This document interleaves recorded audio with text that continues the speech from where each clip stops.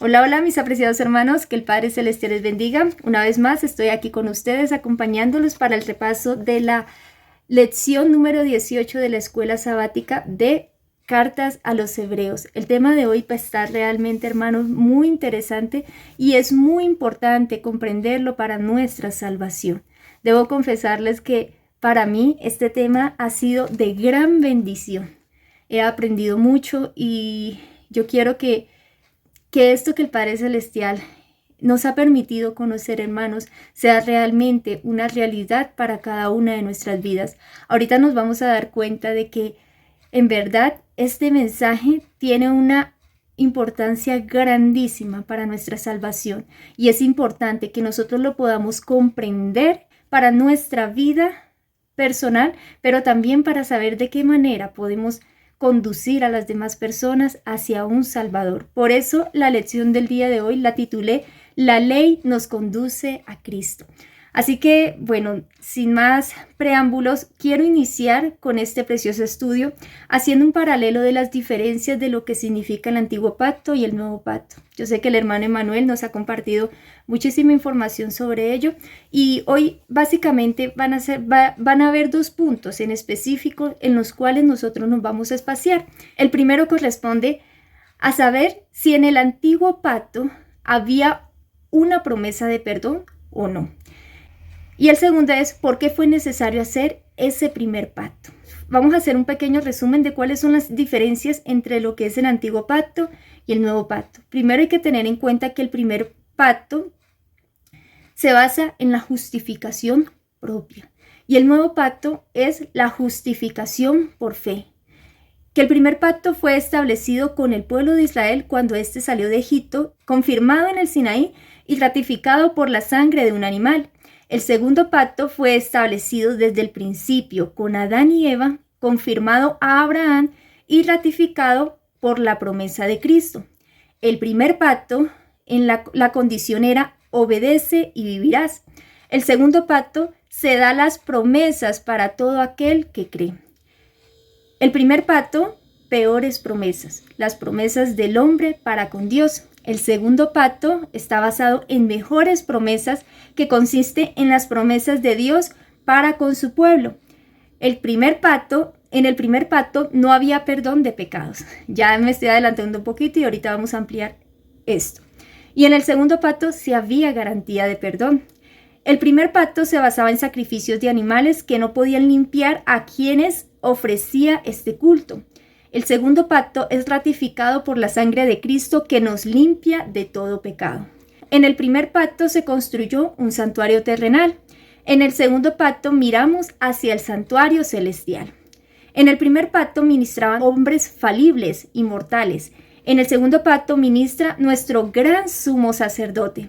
En el primer pacto la ley estaba escrita en tablas de piedra y en el segundo pacto la ley está escrita en nuestros corazones. Amén, hermanos. Teniendo en cuenta estas diferencias que hay entre el Antiguo y Nuevo Pacto, vamos a conocer entonces por qué si el Antiguo Pacto era tan imperfecto, por qué Dios permitió que se hiciera. Voy a tocar solamente algunas preguntas del folleto y en la pregunta número 4 dice, ¿existía alguna promesa de perdón en el Antiguo Pacto? Vamos a ver qué nos dice la palabra de Dios. Según Éxodo 19, 3 al 8, nos dice que no existía una promesa de perdón. El que no permanece en la ley es maldito y no hay garantía de perdón. La ley nos muestra el pecado, así como nos lo dice la palabra de Dios, mas no nos ofrece ningún remedio. Vamos a leer Gálatas capítulo 3, versículos 10 al 12. Dice la palabra de Dios, porque todos los que dependen de las obras de la ley están bajo maldición, pues escrito está, maldito todo aquel que no permaneciera en todas las cosas escritas en el libro de la ley para hacerlas. Y que por la ley ninguno se justifica para con Dios, es evidente, porque el justo por la fe vivirá, y la ley no es de fe, sino que dice, el que hiciera estas cosas vivirá por ellas.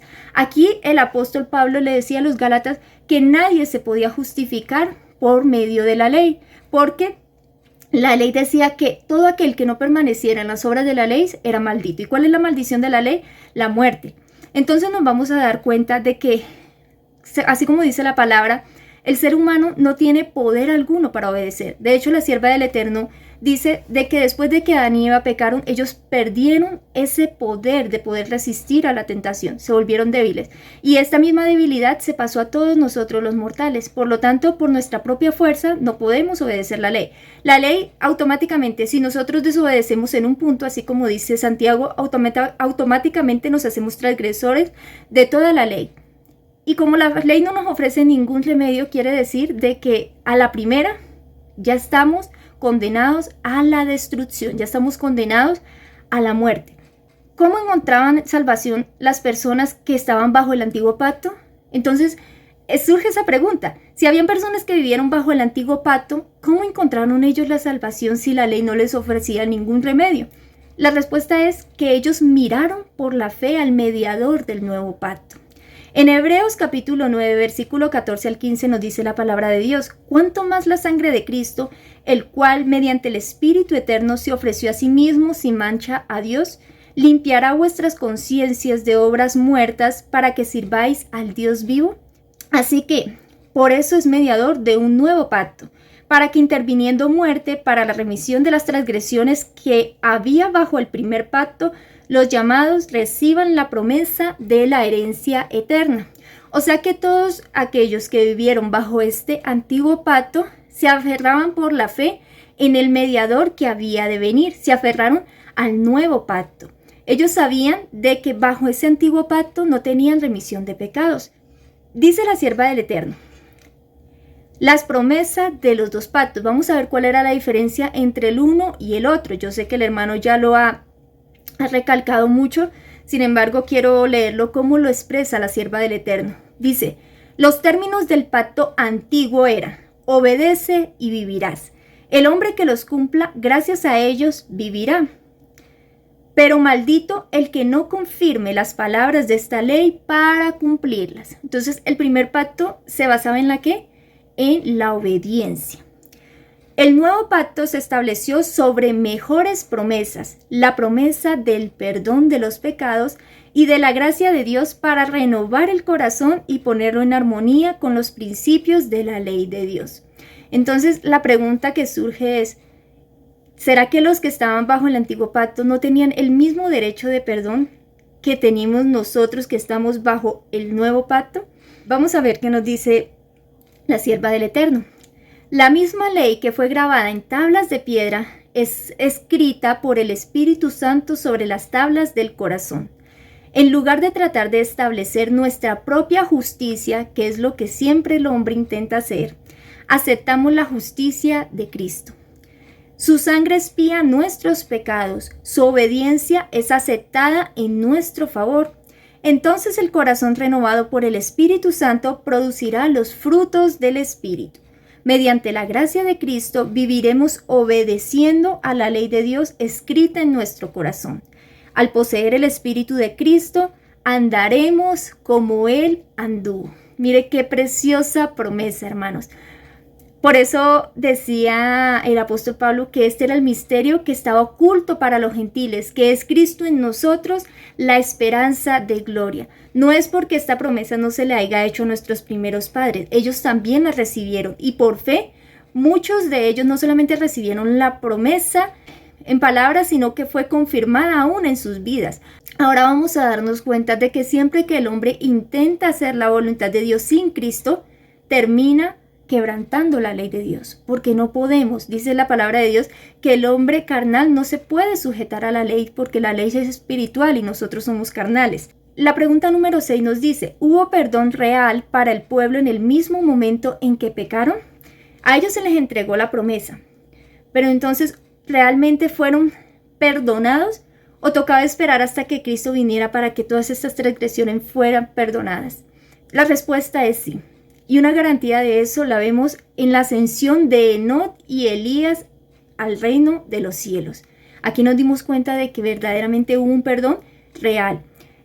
Así como nos lo dice también Salmos 32:5, donde David decía: mi pecado te declaré y no encubrí mi iniquidad. Dije: confesaré mis transgresiones a Jehová y tú perdonarás. No dice y tú perdonarás, dice y tú perdonaste la maldad de mi pecado. fue un hecho. Cristo lo perdonó. Ahora, en el Salmo 78:38 también nos dice, pero Él misericordioso perdonaba la maldad y no los destruía, y apartó muchas veces su ira y no despertó su enojo. Acá no dice que los iba a perdonar para un futuro, dice perdonaba para un presente, perdonaba la maldad y no los destruía. Esto significa que siempre han existido ambos pactos. Depende de nosotros los hombres en cuál pacto queremos vivir, ¿sí? Porque los dos pactos siempre han existido.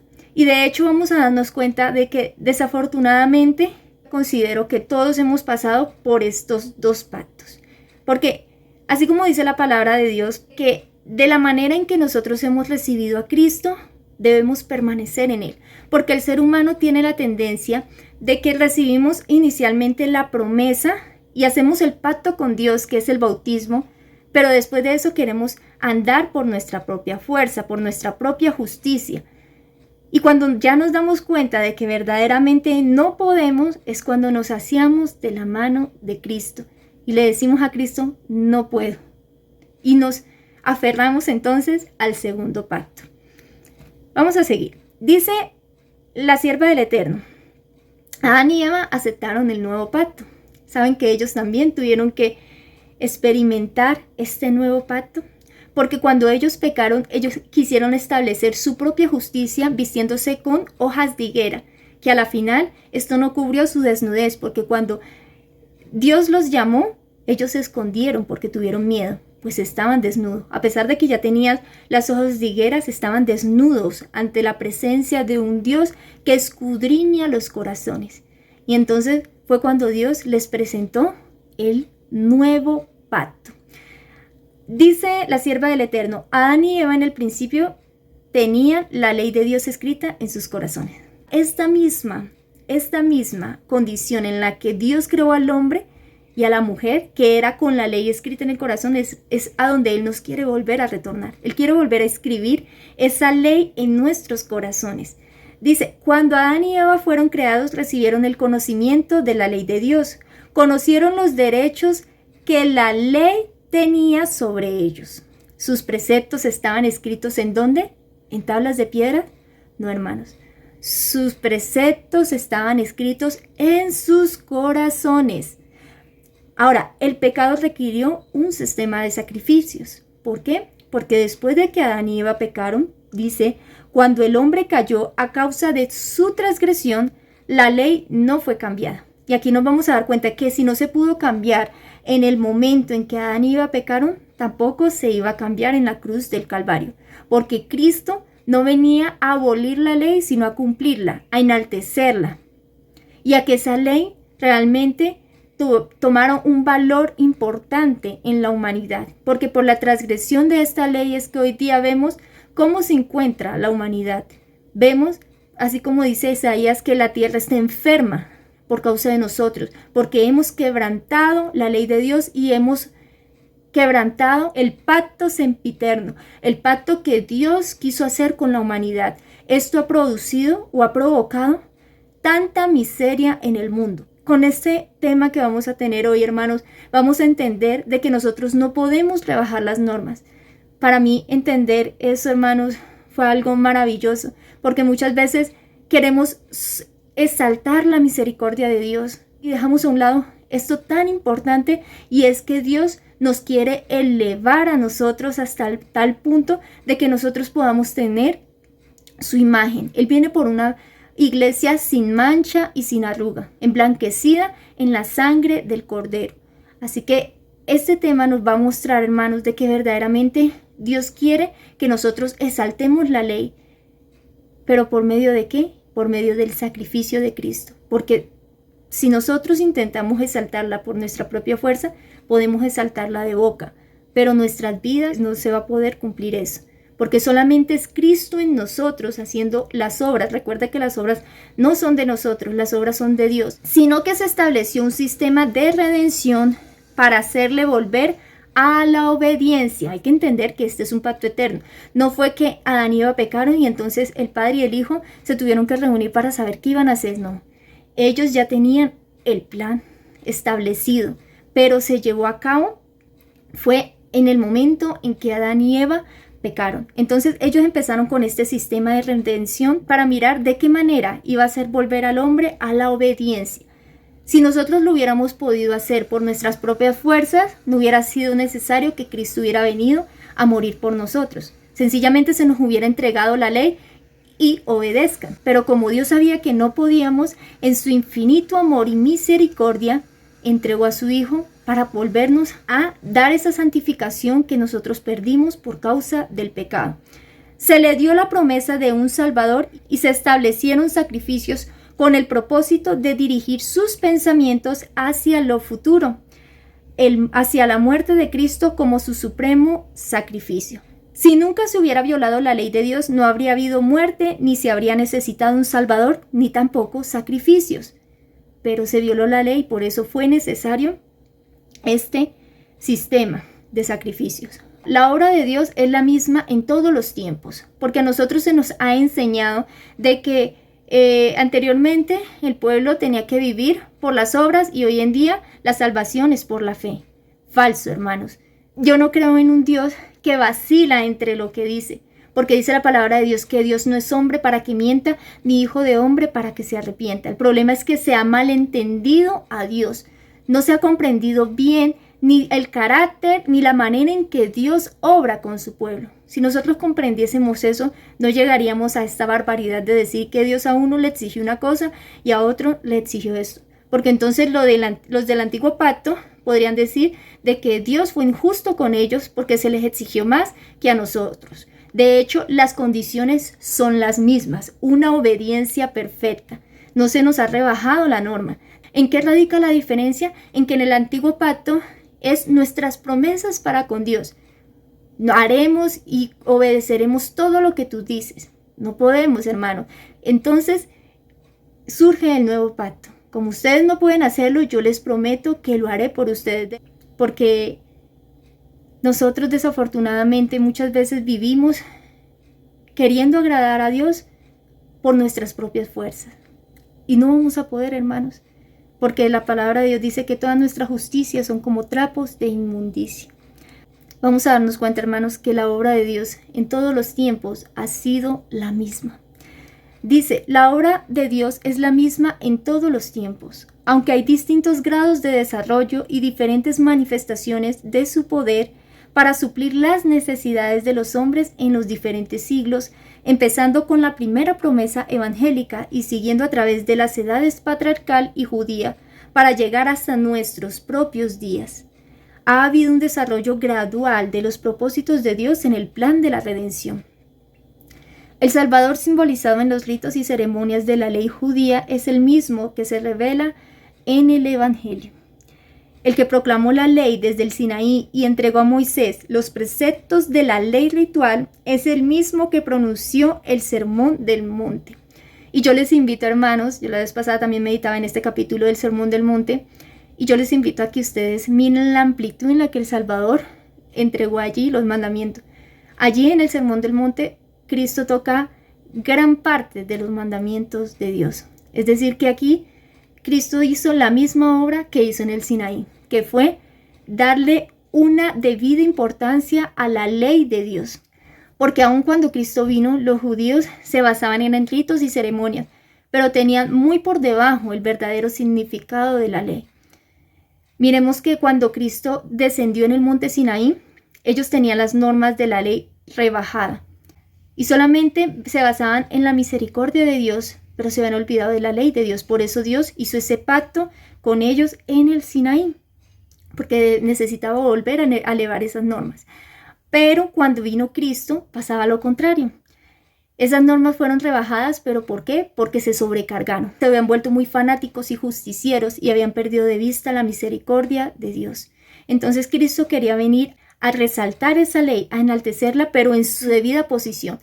Porque esta ley, aunque los judíos quisieron exaltarla con ceremonias, ritos, ceremonias y aún doctrinas de hombres que ni siquiera Dios había dado, lo que habían hecho era ¿qué? Rebajarla. Las cosas de Dios no necesitan ni quitarle ni ponerle porque son perfectas, pero el hombre siempre quiere hacer arreglos para acomodarla a su propia conveniencia.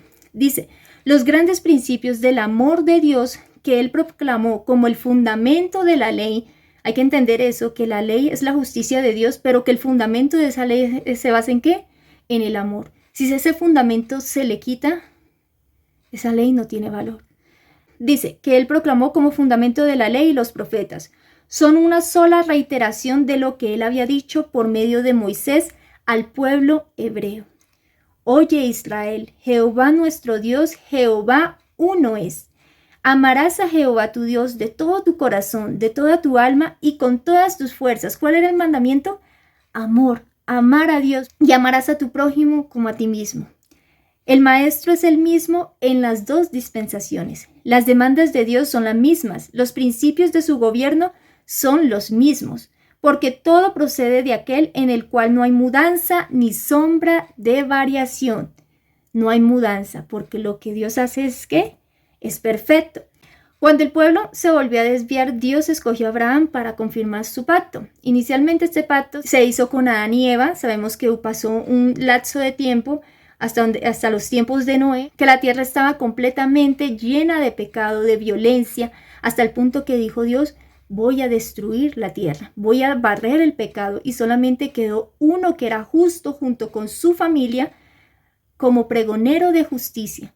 Y después de ello sabemos que siguieron multiplicándose nuevamente la descendencia de Noé y se volvieron a desviar. Ahora vamos a ver qué nos dice la sierva del Eterno. Cuando los hombres se apartaron nuevamente de Dios después del diluvio, el Señor eligió a Abraham, de quien declaró: oyó Abraham mi voz y guardó mi precepto, mis mandamientos, mis estatutos y mis leyes. Instituyó el rito de la circuncisión como señal de que quienes lo recibían eran dedicados al servicio de Dios y prometían permanecer separados de la idolatría y de obedecer a Dios. Recordemos, hermanos, ¿de dónde fue sacado Abraham? De Ur de los Caldeos. ¿Por qué fue separado? Dice la sierva del Eterno que fue necesario porque aún la familia de Abraham también se había entregado ¿a qué? A la idolatría. A pesar de que decían adorar al verdadero Dios, su culto se había mezclado ¿con qué? Con el culto pagano de los idólatras. Y por eso era necesario que Dios separara a Abraham de su familia, de su tierra, para entregarle nuevamente las promesas del pacto a nuestro padre Abraham. El pacto hecho con Abraham. En Génesis 22:18 vemos que el pacto que se le entregó a Abraham, ¿cuál fue? En tu simiente serán benditas todas las naciones de la tierra por cuanto obedeciste a mi voz. ¿Esta simiente a quién se refería? ¿A Isaac? Claramente no. Dice la palabra de Dios que esta simiente se refería a Cristo. Él iba a ser la simiente, y por medio de esa simiente implantada en nuestros corazones era que nosotros íbamos a ser benditos. Y aquí vemos de que ese pacto no se limitaba a un pueblo, sino a todas las naciones de la tierra. Por cuanto obedeciste a mi voz, por cuanto me creíste. La pregunta número 10 nos dice: ¿de quién son hijos todos los que son herederos de la herencia eterna? ¿De quién son hijos?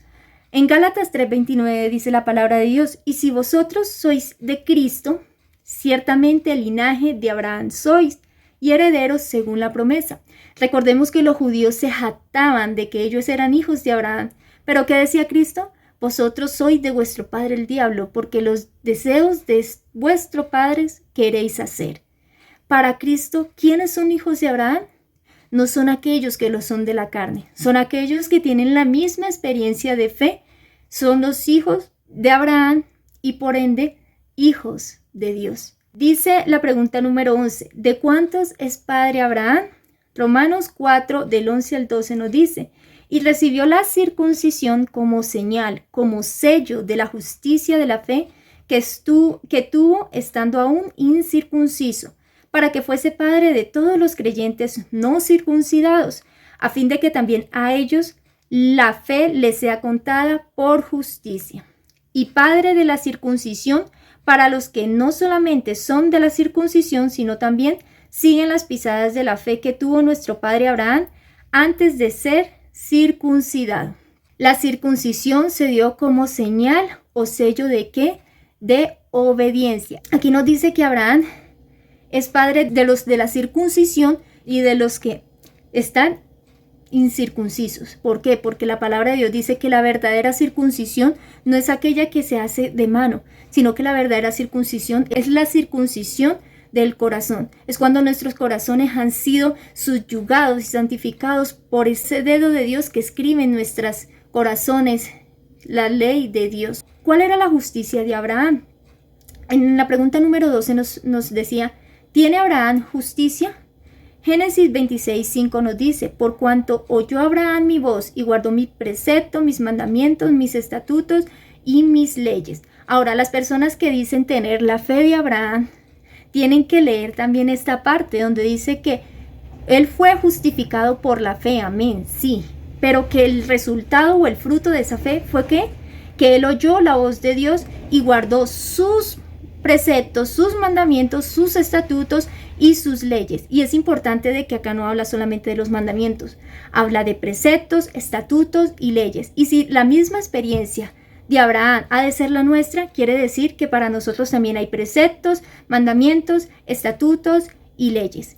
Ahora nos vamos a dar cuenta en una cita de la sierva del Eterno donde nos explica qué era lo que realmente había en el libro de la ley, porque tenemos un concepto equivocado de lo que había allí. Siempre se nos enseñó de que lo que había en el libro de la ley era una ley ritual que a la venida de Cristo iba a ser abolida, que lo único que permanecería serían los 10 mandamientos. Pero vamos a ver ahorita qué nos dice la sierva del Eterno. En la pregunta número 13 dice, ¿cómo tuvo esta justicia? ¿Cómo tuvo Abraham esta justicia?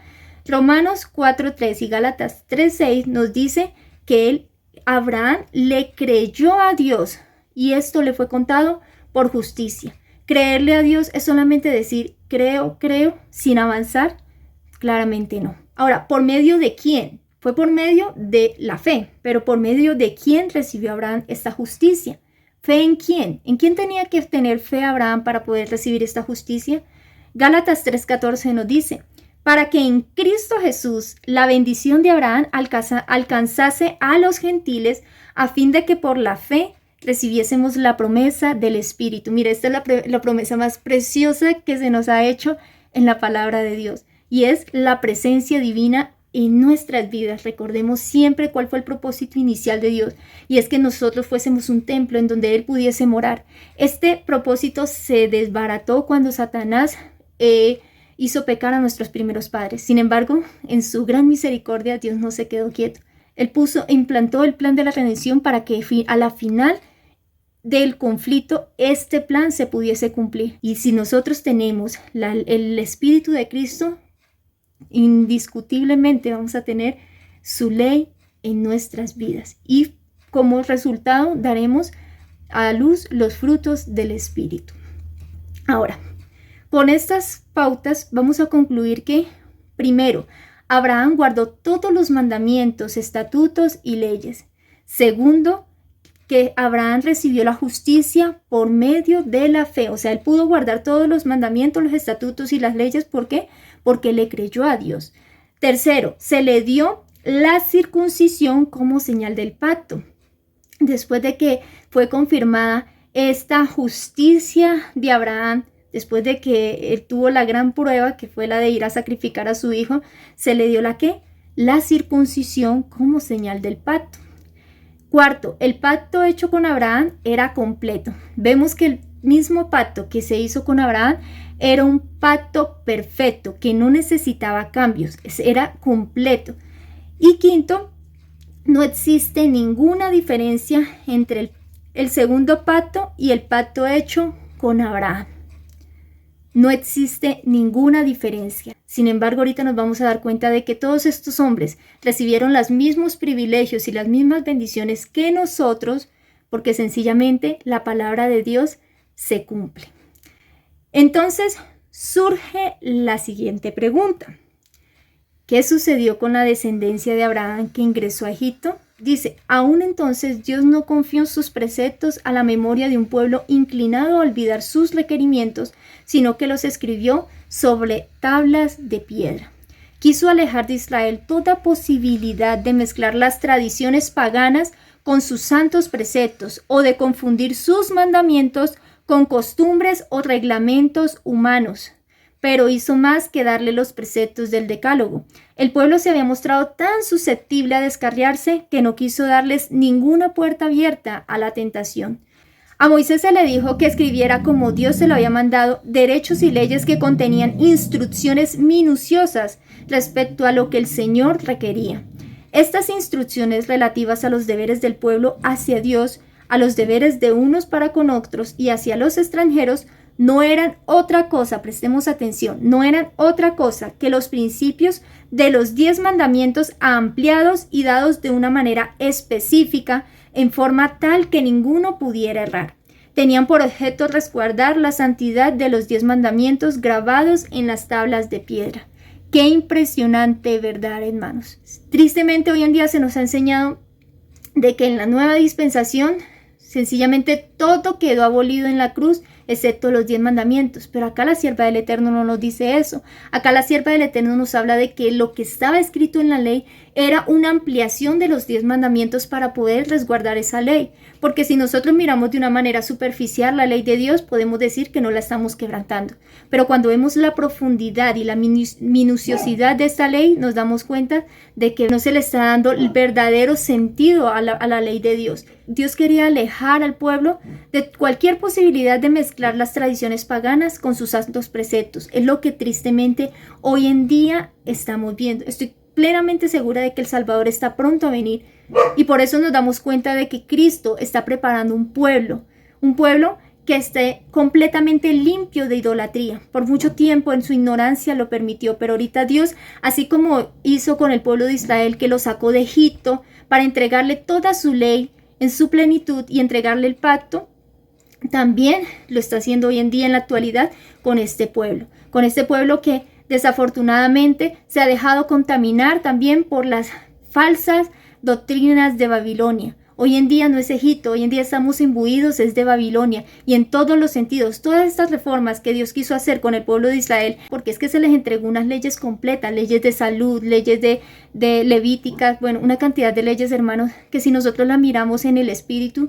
verdaderamente nos damos cuenta de que no es una carga, que es una bendición en nosotros poder hacer uso de estas leyes que el Padre Celestial ha implantado. Y estas leyes ahorita se las está volviendo a recordar al pueblo de Dios. No tenemos que pensar que la era mosaica era una era llena de tinieblas y que no tenía nada bueno, porque realmente a este pueblo se le entregó maravillosas verdades, así como se nos ha entregado a nosotros. El problema es que así como el pueblo de antaño, nosotros hemos perdido de vista al Salvador y hemos querido establecer nuestra propia justicia. Pero ya es hora que nos levantemos del sueño, hermanos, y que nos demos cuenta de que Dios está levantando un pueblo porque estamos ya cerca de la Canaán celestial. Despertémonos, hermanos, despertémonos. Pidámosle al Padre Celestial que nos ayude a amarlos cada día más y estrechemos nuestros lazos con el Señor y será Él el que implementará esas reformas que necesitamos en nuestras vidas. Pero mientras nosotros no descuidemos el estudio de la palabra, descuidemos la oración y descuidemos el oír la voz de Dios y la obediencia, Dios no podrá obrar poderosamente en su pueblo. Ahora, ¿por qué el primer pacto recibió el nombre del segundo pacto? Esa es otra pregunta que surge. ¿Por qué el primer pacto recibió el nombre del segundo pacto si el primer pacto fue establecido con Adán y Eva y no en el Sinaí?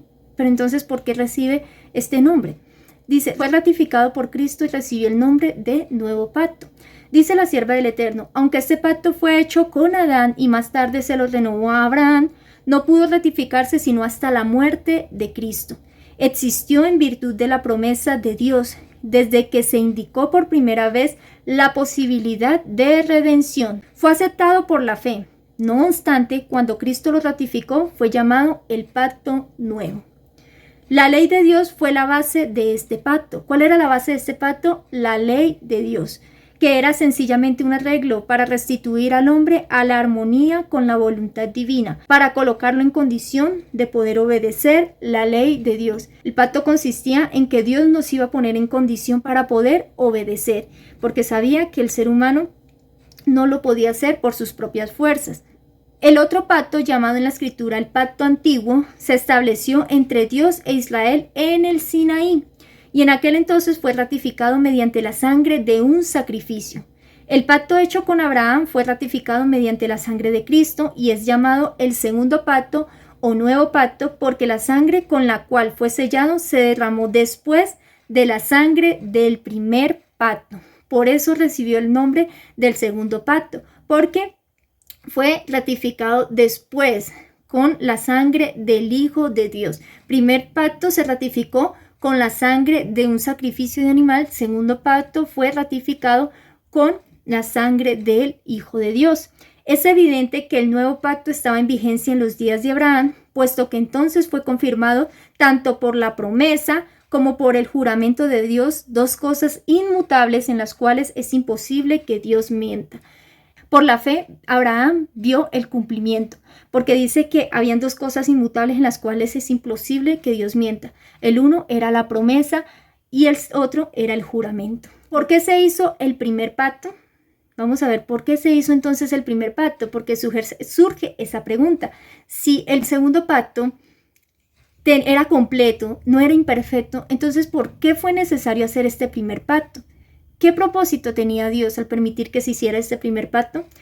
Dice la sierva del Eterno, y prestemos mucha atención porque eso fue una de las cosas que más me impresionó. Dice, pero si el pacto confirmado a Abraham contenía la promesa de la redención, ¿por qué se hizo otro pacto en el Sinaí? ¿Por qué si ese pacto que se hizo a Adán y Eva era el mismo pacto que se hizo con Abraham? ¿Por qué tuvieron que hacer otro pacto en el Sinaí? Durante su esclavitud, el pueblo había perdido en alto grado el conocimiento de Dios y de los principios del pacto de Abraham. Al libertarlos de Egipto, Dios trató de revelarles su poder y su misericordia para inducirlos a amarle y a confiar en él. Los llevó al Mar Rojo, donde perseguidos por los egipcios parecía imposible que escaparan, para que vieran su total desamparo y necesidad de ayuda divina, y entonces los libró. Así se llenaron de amor y gratitud hacia él y confiaron en su poder para ayudarlos. Los ligó a sí mismo como su libertador de la esclavitud temporal. ¿Cuántas veces nos hemos sentido nosotros desvalidos y necesitados y hemos tenido que depender completamente del poder y la misericordia de Dios? Esto fue lo que Dios hizo inicialmente con el pueblo de Israel. Mostrarles de que Él realmente los amaba. ¿Y por qué tenía que mostrarles primeramente que Él realmente los amaba? Porque cuando les fuera a dar el pacto en el Sinaí, ellos tenían que entender que esas demandas que Él hacía no era una demanda arbitraria, sino que verdaderamente aún en la ley de Dios se puede ver su amor. Dice, pero había una verdad aún mayor que debía grabarse en sus mentes. O sea, había algo mucho mayor que debía grabarse en sus mentes. Como habían vivido en un ambiente de idolatría y corrupción, no tenían un concepto verdadero de la santidad de Dios y de la extrema pecaminosidad de su propio corazón, de su total incapacidad para obedecer la ley de Dios y de la necesidad de un Salvador. Hoy en día uno le habla a las personas del amor de Dios y muchos lo aceptan y dicen, sí, Dios es muy bueno, Dios es misericordioso, Dios me ha hecho esto, y todos quizás tengan un testimonio que contar de que Dios ha hecho algo en sus vidas, de que en algún momento le ayudó en un momento difícil, de que en un momento económico quizás suplió esa necesidad, bueno, cantidad de cosas cada uno de nosotros sabemos, pero había algo que el pueblo de Israel había olvidado y aún en la actualidad se ha olvidado, y es la santidad de Dios. Y esta era la verdad que Dios les quería enseñar, que nuestros corazones son corruptos, de que nuestros corazones son malvados, que Dios es santo en toda su plenitud y que nosotros estamos completamente incapacitados para poder estar delante de su presencia y por lo tanto necesitamos un Salvador. Ahora, sigue diciendo la sierva del Eterno, Dios los llevó al Sinaí, manifestó allí su gloria, les dio la ley con la promesa de grandes bendiciones siempre y cuando obedecieran. Siempre y cuando obedecieran. Ahora pues, si dais oído a mi voz y guardáis mi pacto, vosotros me seréis un reino de sacerdotes y gente santa. ¿Cuál era la promesa? Si ustedes me obedecen, Si ustedes me obedecen y guardan mi pacto, vosotros me seréis ¿un qué? Un reino de sacerdotes y gente santa.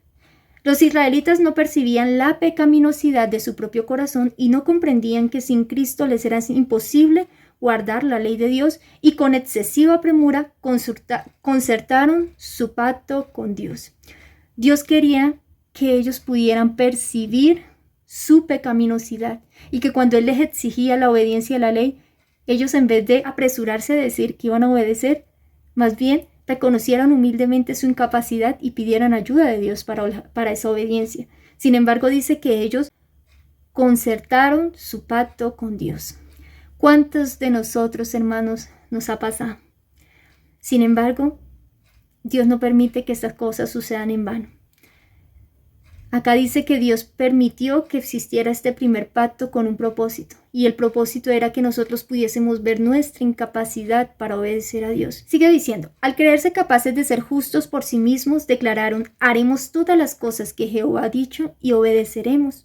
Habían presenciado la grandiosa majestad de la proclamación de la ley y habían temblado de terror ante el monte, y sin embargo, apenas unas pocas semanas después quebrantaron su pacto con Dios al postrarse a adorar una imagen fundida.